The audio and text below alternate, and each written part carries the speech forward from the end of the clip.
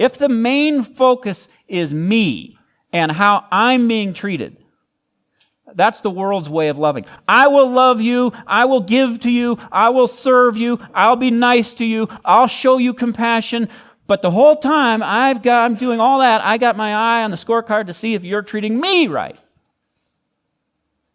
And if you're not, I may just cut off my love in retaliation.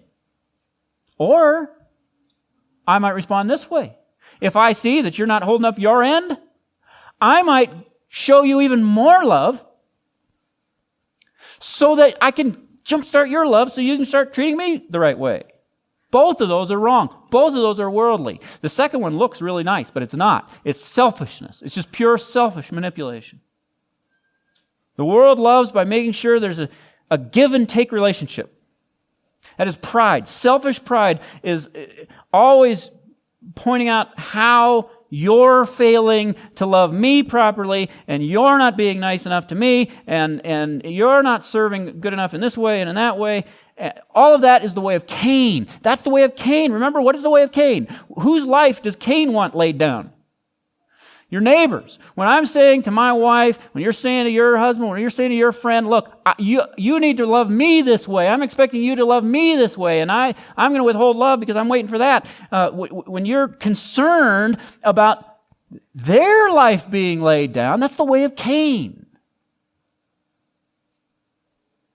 When you confront people for their sin, is it usually because of their sin against you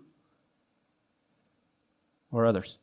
When people sinned against the Father, Jesus rebuked them harshly. When people sinned directly against Jesus, smacked him in the face, he spoke not a word. He remained silent.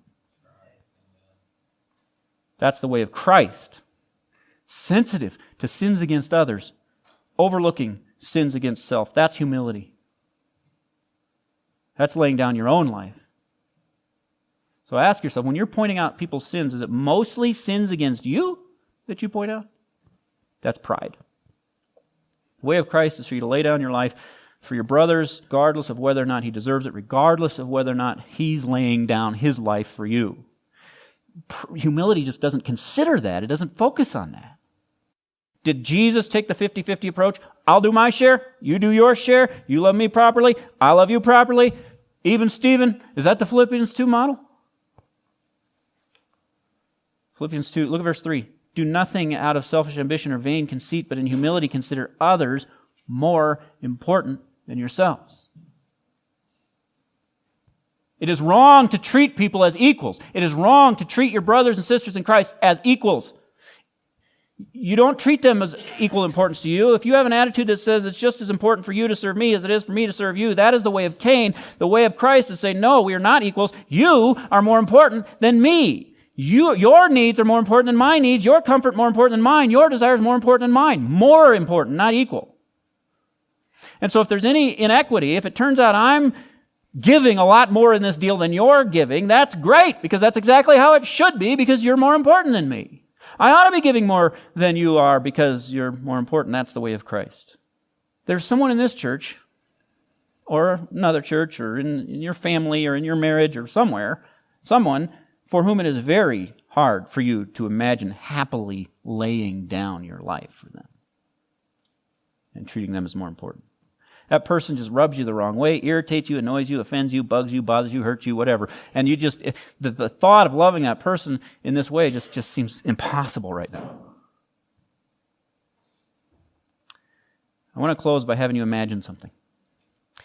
Imagine getting a summons from the Lord Jesus Christ himself to appear before him in person right here next Sunday morning on this stage right here. So, next Sunday morning you show up, and there he is in all of his infinite, vast, astonishing splendor and glory. On the drive here you see countless millions of angels and heavenly beings and exalted creatures gathered around for miles and miles and miles around this church, singing praises and shouting glorification to the Lord Jesus Christ. And you come in here, and when you see his glory, it is so absolutely staggering that you just feel your very existence beginning to disintegrate. And you can tell that if it weren't for his special power just holding you together right now at this moment, you would go up in a puff of smoke. And it's finally obvious to you for the first time in your life how true it is that nothing is better than for the Lord Jesus Christ to be magnified and glorified and to receive the honor that's due him. Nothing is more important than that. Nothing. And now you can see that. And at that same moment, your awe and wonder and amazement start to give way to sheer abject terror as one by one your sins and guilt start to rise up in your conscience. And for the first time in your life, you have some idea of the magnitude of your guilt and your evil because you can see those things as an offense against this amazing glory. And the horror of your guilt becomes so crushing that at that moment you just wish you were never born, and you realize nothing would be more fitting than for you to be punished forever in hell. And right at that moment, Christ begins to speak. And he says to you, the reason you feel this way is because I just gave you a glimpse into your own heart. I let you see my glory, and I gave you a glimpse into your own heart. And you're begging him, please, shut it off. Shut it off. I can't stand it. I can't stand to look at it.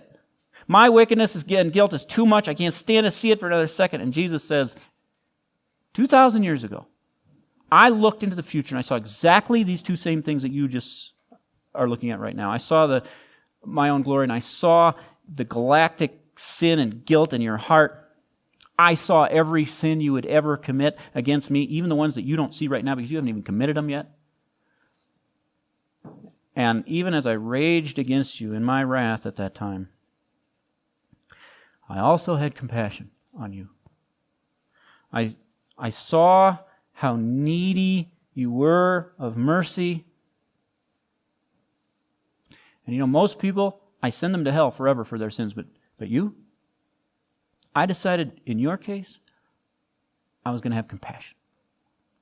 And so I did what you just did. I took a look at my own infinite glory and all of my splendor and all of my majesty and all of these angels surrounding me in worship, and I took infinite delight in the rightness of that and in the goodness of that. And then I looked at you and your wickedness and your sin and your unworthiness, and I said to the Father, his need for forgiveness and mercy is more important to me right now than all of my splendor and glory in heaven and my fellowship in heaven here with you. And so I gave it all up and took on human flesh and subjected myself to weakness and pain and sorrow and ridicule and the worst imaginable treatment.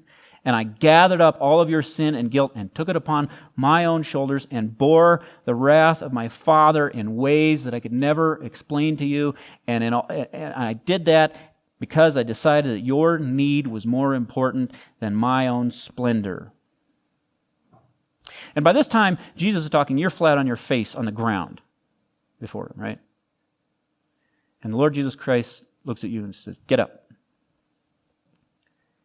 And as you rise to your feet, you feel your knees starting to buckle. And he says, you stand there. I want to speak to you. And I want you to turn and face that person. And you say, yes, Lord, and you turn. And the person that he asks you to face is that person that I told you to think about a minute ago, this person that you just don't like, the person you can't get along with, that you just can't imagine loving and preferring above yourself. He says, I want you to turn and look at that person. And you look at that person, and then he says, okay, now look back at me. You look back at him. You start to go down. The Holy Spirit props you up. You can feel him holding you. You say, stand there on your feet and listen carefully to what I'm going to say to you. As you tremble there in fear before the King of Kings, he says your name. And then he points to this person you don't like. Darrell, fill in the blank, your name. That person standing there next to you, look at him. And when Jesus points to him out of the corner of your eye, you can see nail prints in his hand. And Jesus said, I died to purchase that person's forgiveness. His sin was laid on my back along with your sin. If you have a problem with that person, you have a problem with me. because I deeply love him. And if you love me, you will love him. So this is my command. Lay down your life for him, for my sake. And I will repay you 1,000 times over, but do it. Lay down your life. Listen to me. And this is what the Lord says to you. The King of Kings looks into your face and says, listen to me. He is more important than you. I regarded your need as more important than my own glory. Now I'm telling you, regard him and his needs as more important than your glory and your preferences.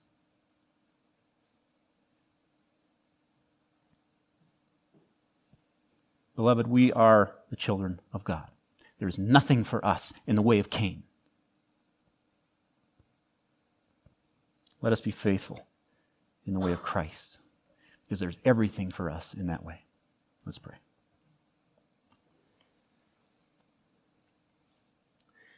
Forgive us, dear Lord, for despising the ones that you love, for drifting off into the way of Cain again and again and again. But we thank you, dear Lord, that when we drift towards that way, it's not the way of Cain if we repent. That you have provided us a way back to you. Oh Lord, teach us to love our brothers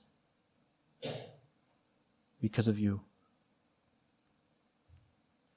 Let your payment for their sins mean enough to us that we will love them. We pray this, Lord, for the sake of your glory. Amen.